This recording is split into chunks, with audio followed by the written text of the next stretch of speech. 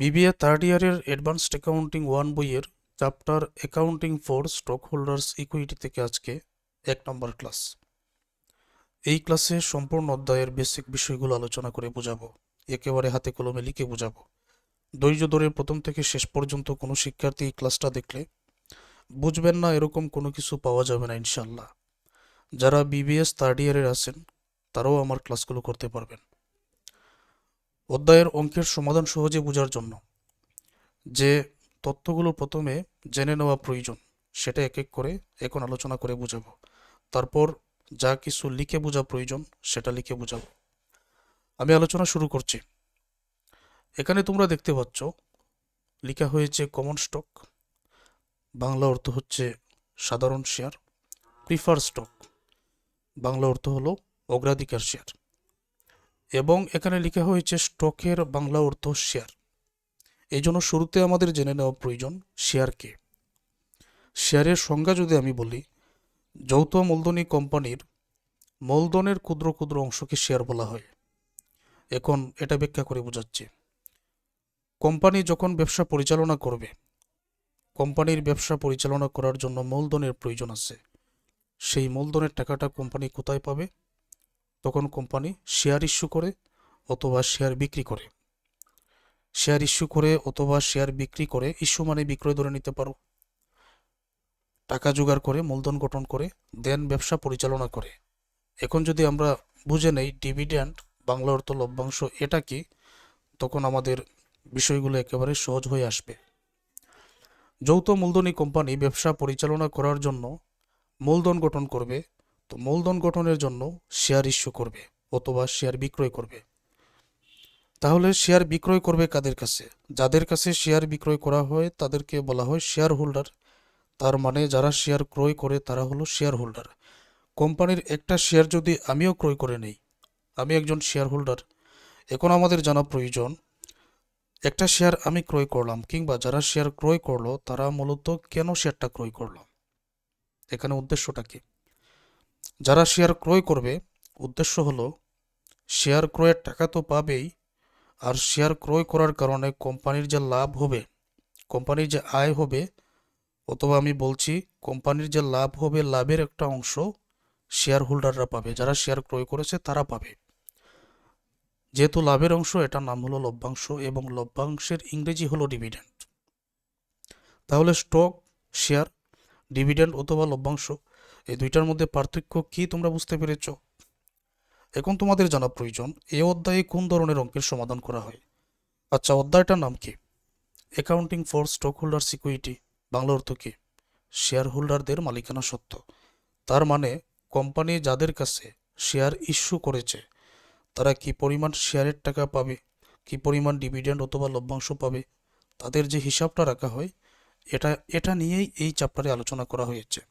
এই জন্য চ্যাপ্টারের নাম accounting for stock holders equity. তখন আমরা বুঝতে পারলাম স্টক হোল্ডার্স ইকুইটি মানে শেয়ার হোল্ডারদের মালিকানা সত্ত্ব। শেয়ার হোল্ডাররা কি পরিমাণ শেয়ার ইস্যু করেছে, কি পরিমাণ ডিভিডেন্ড পাবে, এই জাতীয় হিসাব এখানে লিখে রাখা হয়। কোম্পানি যে শেয়ার ইস্যু করে দুই ধরনের, কমন স্টক সাধারণ শেয়ার, প্রিফার স্টক অগ্রাধিকার শেয়ার। এই দুইটার মধ্যে পার্থক্য হলো সাধারণ শেয়ার এটার চেয়ে, অর্থাৎ কমন স্টক এটার চেয়ে প্রিফার স্টক বা অগ্রাধিকার শেয়ারের প্রাধান্য বেশি থাকে, অগ্রাধিকার বেশি থাকে। এখন তোমাদের জানা প্রয়োজন ট্রেজারি স্টক বা ট্রেজারি শেয়ার কি। ট্রেজারি স্টক অথবা ট্রেজারি শেয়ার হলো, ধরে নাও কোম্পানি 100টা শেয়ার ইস্যু করেছে। কোম্পানি নিজের যে 100টা শেয়ার ইস্যু করেছে, ওই শেয়ার থেকে নিজেই আবার 10টা শেয়ার ক্রয় করে নিয়েছে।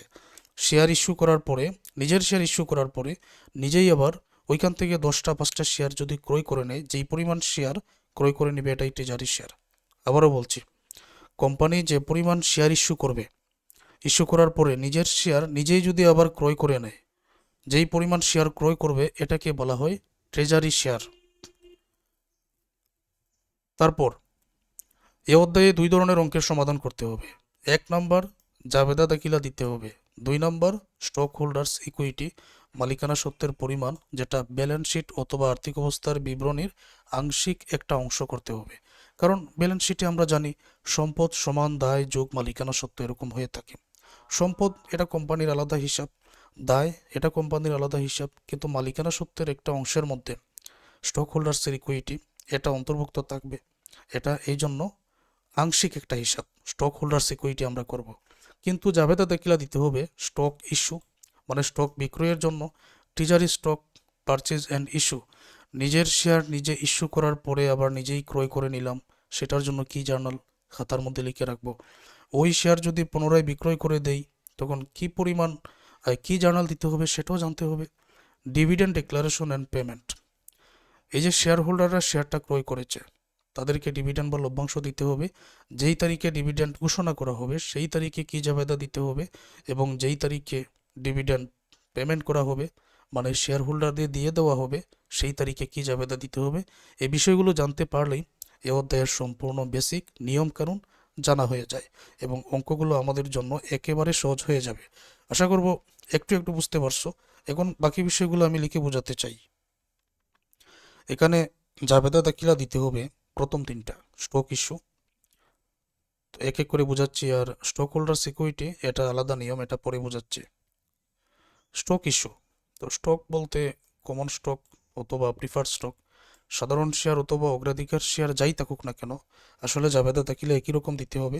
যেমন শেয়ার ইস্যু, এখানে শেয়ারের একটা অভিহিত মূল্য থাকবে, শেয়ারের যে অরিজিনাল একটা মূল্য অভিহিত মূল্য এইটা থাকবে। যদি এই মূল্যের শেয়ারটা ইস্যু করা হয় কি জার্নাল দিতে হবে, আর ওই অভিহিত মূল্যের চেয়ে বেশি মূল্যে ইস্যু করা হলে আরেকটা জার্নাল দিতে হবে, অভিহিত মূল্যের চেয়ে কম মূল্যে ইস্যু করা হলে আরেকটা জার্নাল দিতে হবে। তাহলে এক এক করে আমি এখানে তোমাদেরকে লিখে বোঝাচ্ছি, তোমরা একটু ধৈর্য ধরে ক্লাসটা দেখো। শুরুতে এখানে আছে অভিহিত মূল্যে ইস্যু করা হলে শেয়ার ইস্যু কি জার্নালটা দিতে হবে। তখন ক্যাশ ডেবিট,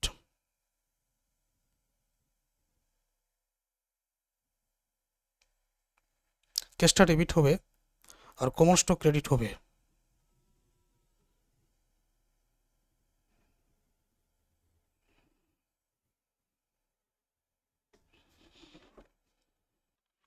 অঙ্কের মধ্যে শেয়ারের মূল্য পার ভ্যালু অথবা স্টেটেড ভ্যালু এরকম একটা মূল্য দেওয়া থাকবে, এটা হলো অভিহিত মূল্য। অভিহিত মূল্যে যদি শেয়ারটা ইস্যু করা হয় বা বিক্রি করা হয় তখন অলওয়েজ আমাদের এই জাবেদায় দিতে হবে cash debit common stock credit. এখন যদি শেয়ারটা নগদের বিনিময়ে ইস্যু না করে যদি কোনো সম্পদের বিনিময়ে ইস্যু করা হয়, যেমন ধরো জমির বিনিময়ে, তখন ক্যাশের জায়গায় আমরা ল্যান্ড বা সম্পদের নামগুলো লিখতে পারি। 2 নম্বর বিষয়, অভিহিত মূল্যের চেয়ে বেশি মূল্যে ইস্যু করা হলে শেয়ারের যে অভিহিত মূল্য থাকবে যদি তার চেয়ে বেশি মূল্যে শেয়ারটা বিক্রি করা হয় তখন কি জার্নালটা দিতে হবে। এটা আমি লিখে নিচ্ছি এবং তোমাদের এটা মনে রাখতে হবে।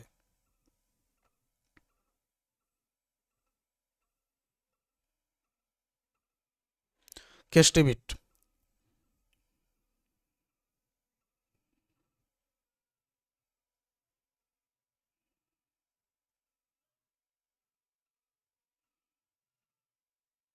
Common stock credit, paid in capital in access of par value credit.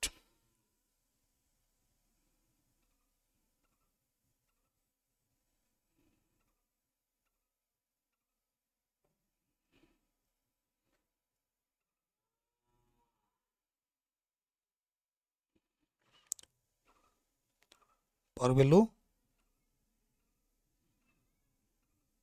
Credit, অভিহিত মূল্যে ইস্যু করা হলে cash debit common stock credit, অভিহিত মূল্যের চেয়ে বেশি মূল্যে ইস্যু করা হলে ক্যাশটা ডেবিট হবে, কমন স্টক ক্রেডিট হবে, paid in capital in access of par value credit হবে।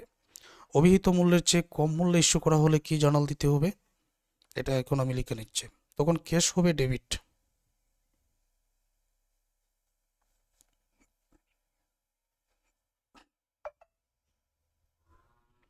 এখানে আমরা লিখে নিব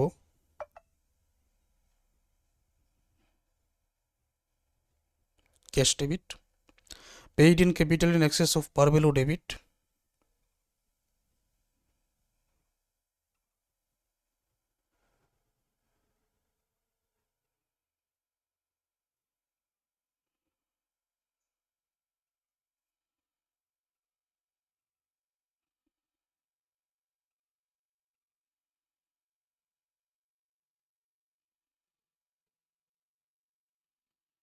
common stock credit.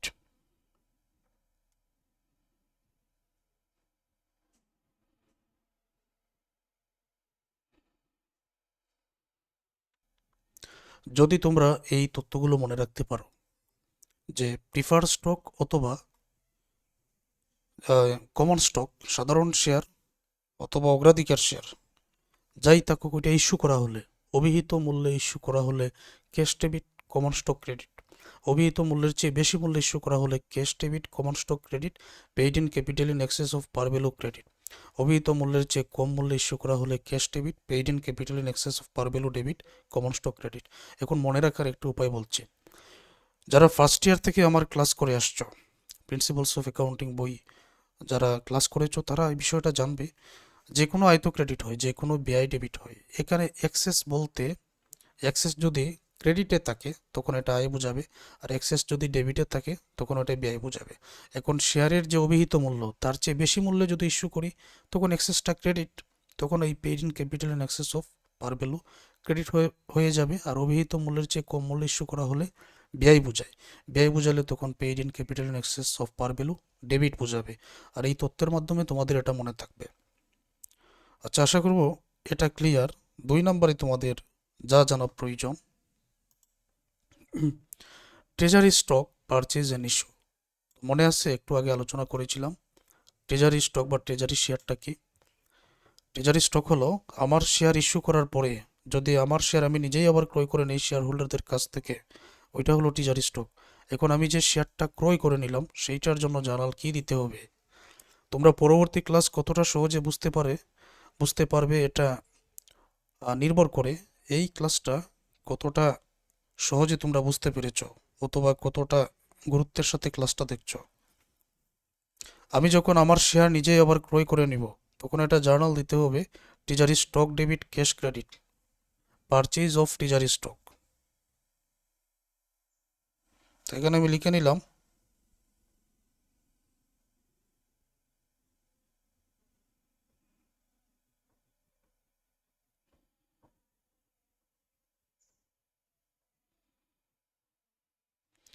Treasury stock debit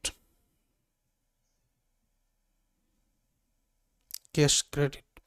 cash credit হওয়ার কারণ হলো যদিও আমি আমার শেয়ার হোল্ডারদের কাছ থেকে ক্রয় করে নিয়েছি, নগদ তো আমার চলে গেছে, এই জন্য ক্যাশ ক্রেডিট। তো ধরে নাও ট্রেজারি স্টকটা আমি যে ক্রয় করেছি, মানে আমি আমার শেয়ার ক্রয় করে নিয়েছি, এটা ট্রেজারি হিসেবে অন্তর্ভুক্ত হলো। তো আমি আমার শেয়ার ক্রয় করে নিয়েছি উদাহরণস্বরূপ ধরে নাও 10 টাকা দিয়ে। আমি যে আমার শেয়ার ক্রয় করে নিয়েছি এই শেয়ার তো আমি চাইলে বিক্রি করে দিতে পারি। তো ধরে নাও আমি এখন শেয়ারটা বিক্রয় করব 12 টাকা করে প্রতি শেয়ার। এটাকে বলা হয় sale of treasury stock above cost. আমার যে মূল্য 10 টাকা করে, এখন যদি তার এবভ কস্ট অর্থাৎ ক্রয় মূল্যের অতিরিক্ত মূল্যে ট্রেজারি স্টকটা এখন যদি বিক্রয় করা হয় 12 টাকা মূল্যে যদি বিক্রয় করা হয় তখন এটা sale of treasury stock above cost এটার মধ্যে পড়ে। ক্রয় মূল্যের অতিরিক্ত মূল্যে ট্রেজারি স্টকটা যখন আমি বিক্রয় করে দিব তখন এটা জার্নালটা কি হবে সেটাই আমি এখন লিখে নিচ্ছি। সেটা জার্নাল হবে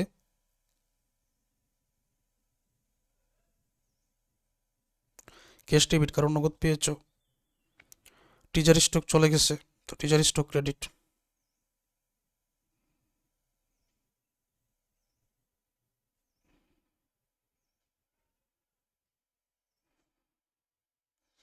এবং এখানে বাকি টাকাটা যেটা তোমার ইনকাম হয়েছে বেশি, এটাকে paid in capital from treasury stock বলা হয়, লিখে নিতে পারো।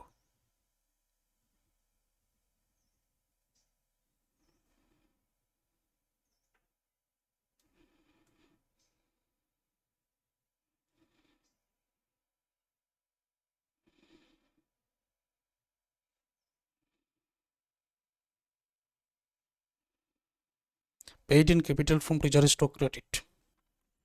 তাহলে আমরা যখন ট্রেজারি স্টকের মূল্য যা থাকবে এটার চেয়ে বেশি মূল্যে বিক্রয় করে দিব, যেই টাকায় ট্রেজারি স্টক ক্রয় করেছি ওইটার চেয়ে অ্যাবভ কস্টে বিক্রয় করে দিব, cash debit treasury stock credit হবে, paid in capital from treasury স্টকটা ক্রেডিট হয়ে যাবে। এখন উদাহরণস্বরূপ আমি শেয়ার তো ক্রয় করেছি 10 টাকা দিয়ে, তো বিক্রয় করার সময় এটা আমি 8 টাকা দিয়ে বিক্রয় করলাম। আগে তো 12 টাকা ছিল, বর্তমানে 8 টাকা দিয়ে। তাহলে আমি ক্রয় মূল্যের চেয়ে কম মূল্যে টিজারি স্টকটা বিক্রয় করে দিয়েছি, এটা আলাদা বিষয়। তখন এটাকে বলা হয় sale of treasury stock below cost. আশা করবো ব্যাপারটা তোমরা বুঝতে পেরেছ। এই লেকচার শিটটা যারা পেইড কোর্সে যুক্ত হবেন তারা পেয়ে যাবেন। প্রত্যেকটা চ্যাপ্টারের বেসিক যে বিষয় এটা তোমাদের হাতে কলমে বোঝানো হবে এইভাবে, যাতে সহজে বুঝতে পারো। আর এই ক্লাসটা এইভাবে করার কারণে পরবর্তীতে তোমাদের কাছে একেবারে সহজ মনে হবে। Sale of treasury stock below কস্টে যখন তুমি বিক্রয় করবে ক্যাশ পাবে, তো এখানে ক্যাশ ডেবিট করো।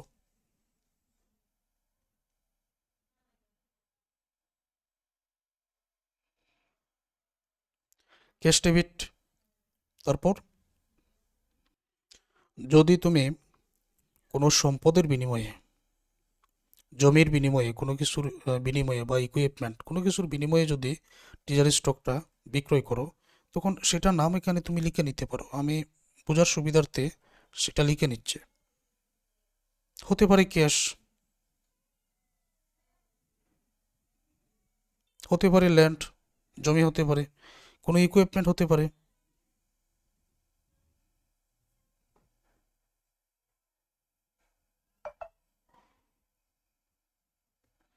ডেবিট করবে এটা, মানে কোনো যা কিছুর বিনিময়ে তুমি টিজারি স্টকটা বিক্রয় করবে, তখন এখানে পেইড ইন ক্যাপিটাল ফ্রম টিজারি স্টকটা হয়ে যাবে ডেবিট। কারণ এখানে যেখানে ব্যয় বুঝাবে ওইখানে paid in capital from treasury stock by excess, paid in capital by excess একই, একই কথা। এগুলা কিন্তু ডেবিট হয়, ব্যয়ের বেলায় ডেবিট, আয়ের বেলায় ক্রেডিট। যেখানে এটা এখানে আয়ের বেলায় ক্রেডিট করা হয়েছে আর ব্যয়ের বেলায় এটা ডেবিট করা হবে। তো আমরা এখানে লিখবো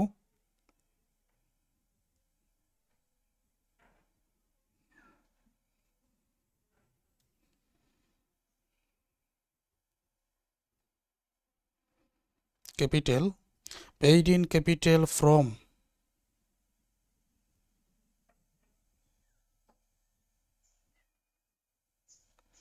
ট্রেজারি স্টক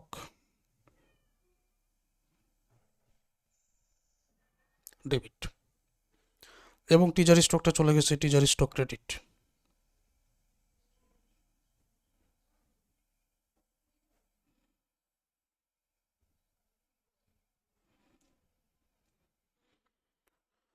টিজারি স্টকটা credit.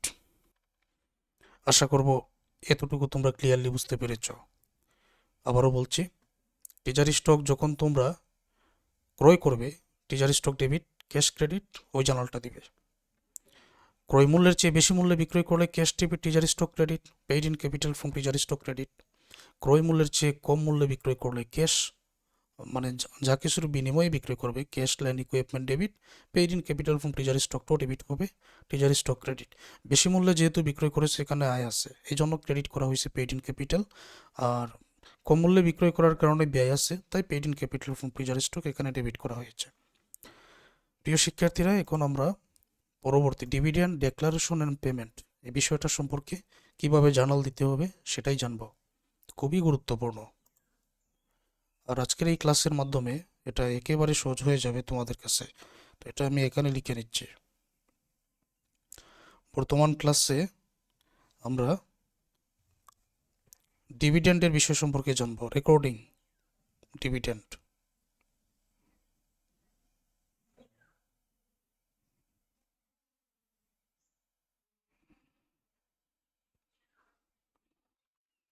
Recording cash dividend.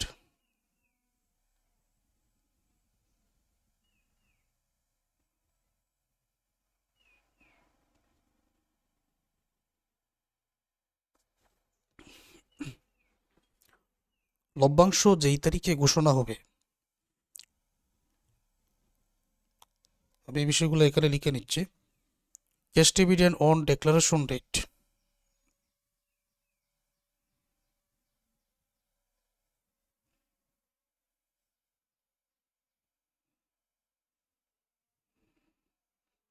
Cash dividend on declaration date.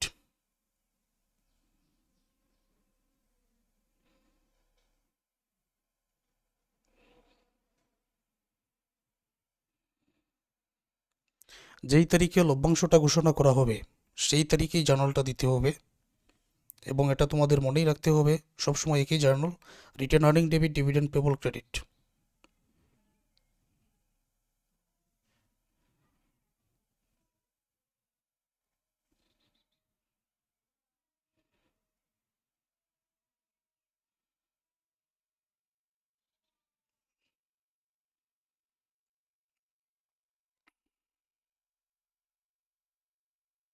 Written earnings debit, dividend payable credit.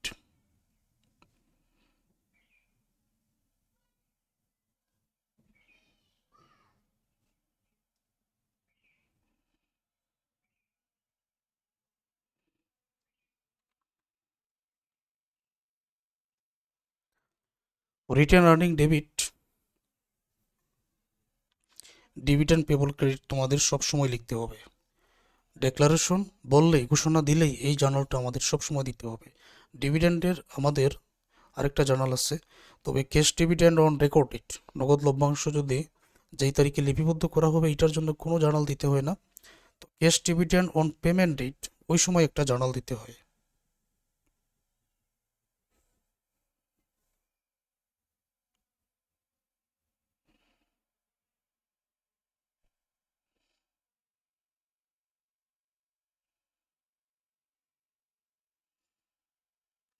Cash dividend on payment date,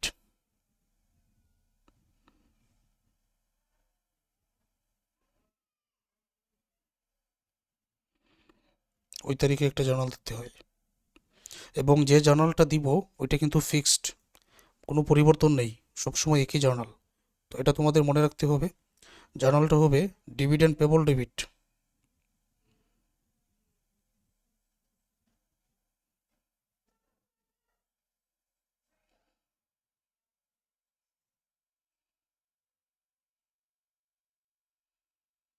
cash credit, যেহেতু এখন পেমেন্ট করে দেওয়া হবে, নগদটা চলে যাবে। Cash dividend on payment date, যেই তারিখে পরিশোধ করে দেওয়া হবে dividend payable debit cash credit, ওই জার্নাল দিতে হবে। আর যেই তারিখে ডিভিডেন্ডটা ঘোষণা করা হবে retained earning debit, dividend payable credit, ওই জার্নালটা দিতে হবে। তাহলে প্রথম তিনটা বিষয় আমাদের শেষ। এগুলো যারা বুঝতে পারবে পরবর্তী ক্লাস তাদের জন্য একেবারে সহজ, অঙ্কগুলো সহজ। এখন স্টক হোল্ডার সিকিউরিটি বাহির করার নিয়মটা একটা টেবিলের মাধ্যমে দেখাতে হবে, সেটাই এখন তোমাদেরকে বোঝাবো। Stock holder security,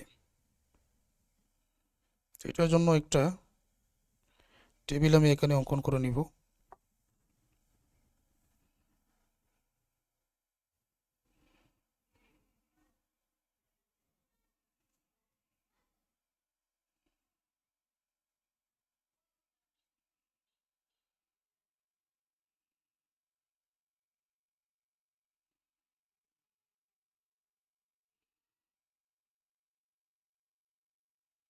stock holder security,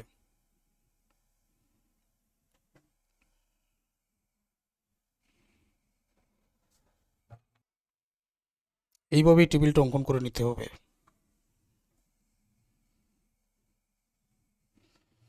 details,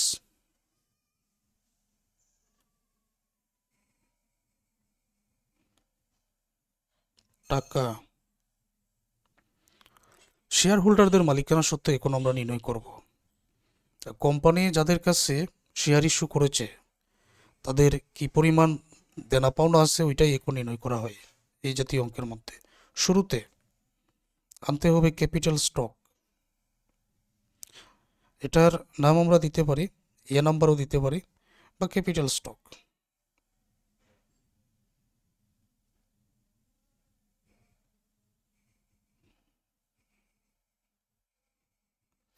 capital stock আনার নিয়মটা কি? কোম্পানির দুই ধরনের স্টক থাকতে পারে, আগেই বলেছিলাম, কমন স্টক অথবা প্রিফার স্টক। ক্যাপিটাল স্টকের মধ্যে শুরুতে ধরে নাও এখানে নিয়ে আসা হলো কমন স্টক।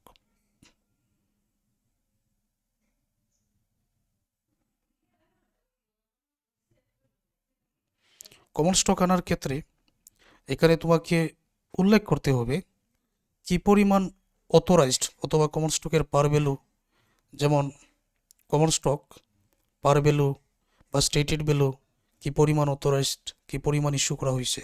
কমন স্টক আমি সংক্ষেপে এখানে লিখে দিচ্ছি, অথরাইজড কমন স্টক,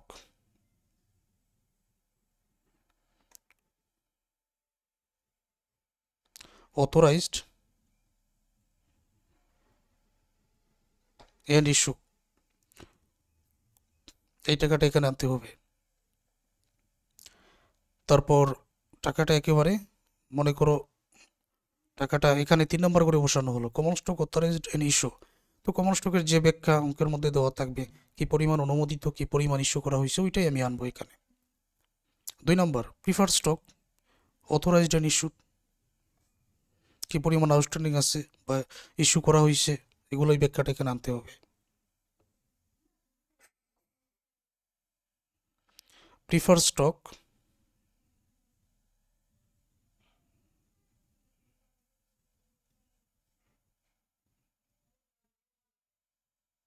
সেম,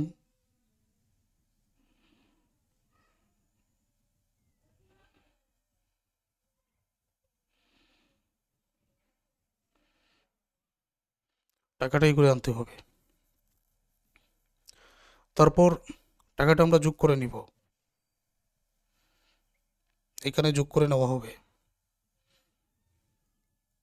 যোগ করে যেটা পাওয়া যাবে এটাকে বলা হয় টোটাল ক্যাপিটাল স্টক, অর্থাৎ এইটার নাম আমরা বলতে পারি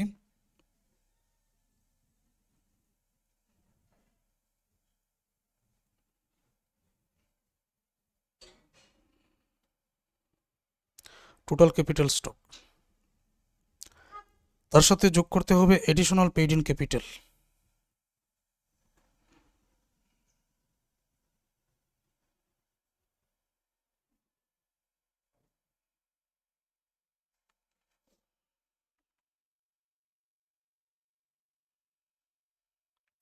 এডিশনাল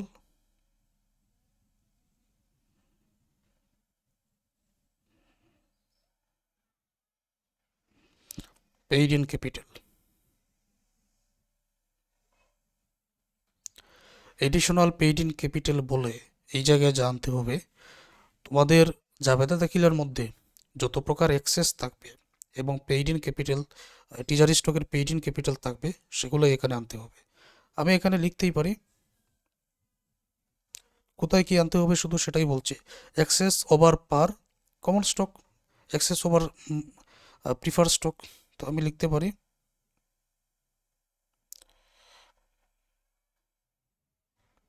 এক্সেস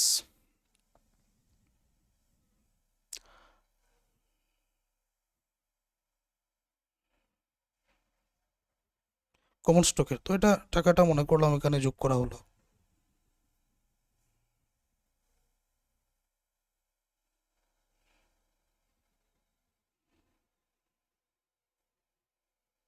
এটা যখন আমরা অঙ্কের সমাধান করব ঠিক তখনই বুঝবো। মনে করো টাকাটা এখানে যোগ করা হলো, excess over common stock, excess over prefer stock, আর টিজারি স্টকের paid in capital, paid in capital from treasury stock,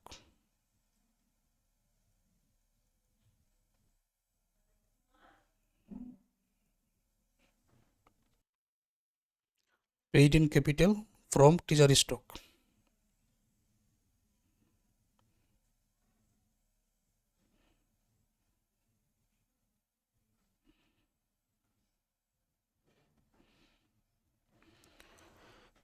আলাদাভাবে অঙ্কের মধ্যেও পেইড ইন ক্যাপিটাল বলে বা এক্সেস বলে কমন স্টক প্রিফার স্টকের দেওয়া থাকবে, প্রত্যেকটা এখানে যোগ করে নিতে হবে। টাকাটা যোগ করে নেবেন।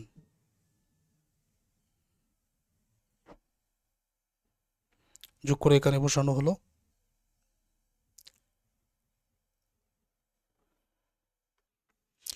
এই যে টাকাটা এখন আমি যোগ করে পেলাম, এটার নাম হলো total additional paid in capital. এটার নাম আমি এখানে লিখে দিতে পারি।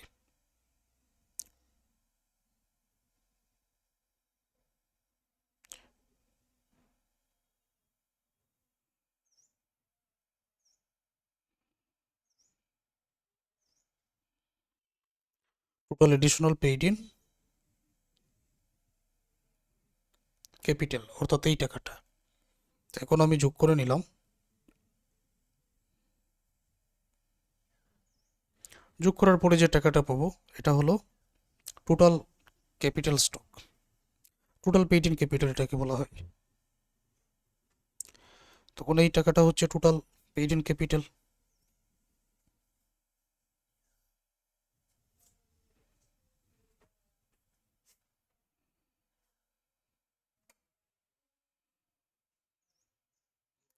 এখন পরবর্তীতে কি কাজ, রিটেন আর্নিং এই জায়গায় যোগ করে নিতে হবে।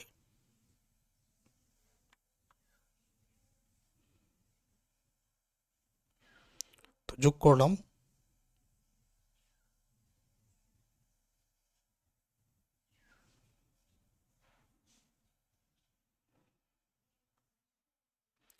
রিটেন আর্নিংস এখানে লেখার সময় এখানে কিছু কাজ করে নিতে হবে।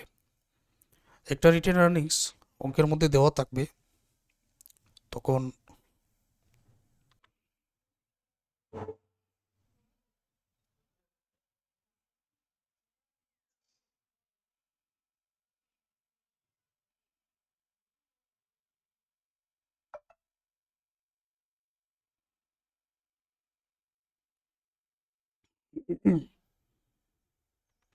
জাবেদা দেখিলায় আমরা নতুন করে যে রিটেন আর্নিং পাবো, ডেবিট যতটা হবে এখানে আমরা মাইনাস করব, ক্রেডিটগুলো এখানে প্লাস করব, এবং এটার সাথে নেট ইনকামটা প্লাস হয়ে যাবে।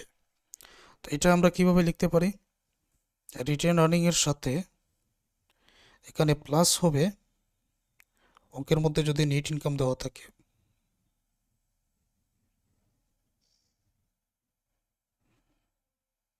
এবং নেট ইনকামটা প্লাস হবে।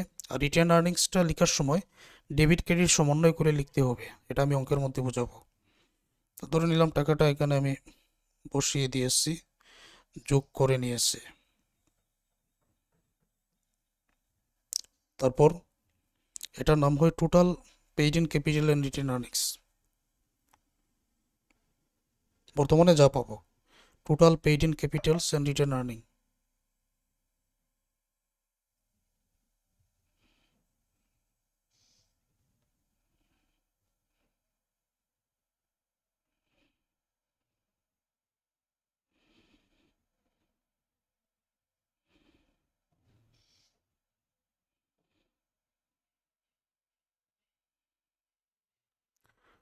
Written earnings, total paid in capital and written earnings. একেবারে শেষে আমাদের এখানে মাইনাস করে নিতে হবে ট্রেজারি স্টকের যে ব্যয়টা আছে কমন স্টকের। তখন এখানে আমি লিখতে পারি, এটা মনে করে তোমাদের মাইনাস করে দিতে হবে যে লেস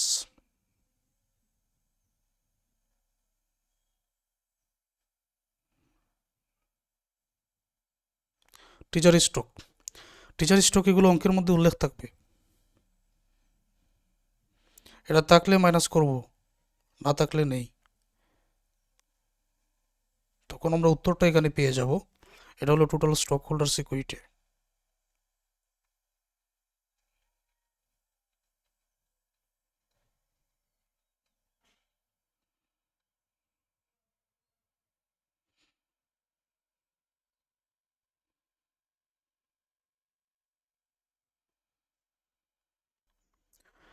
ঠিক এইভাবে তোমাদের স্টক হোল্ডার সিকিউরিটি বাইর করতে হবে, এটা ব্যালেন্স শিটেরই একটা অংশ। এখন বাকিটা আমি পরবর্তী ক্লাসে যখন অঙ্কের সমাধান করব তখন খুব সহজে আরও বুঝিয়ে দিব। তো এটা ছিল আমাদের বেসিক ক্লাস। আর যে নিয়মকানুন বললাম, জাবেদা তেকিলা নির্ণয় করার কৌশল বললাম, এটা অবশ্যই তোমাদের মনে রাখতে হবে। ধন্যবাদ সকল শিক্ষার্থীকে ক্লাস করার জন্য।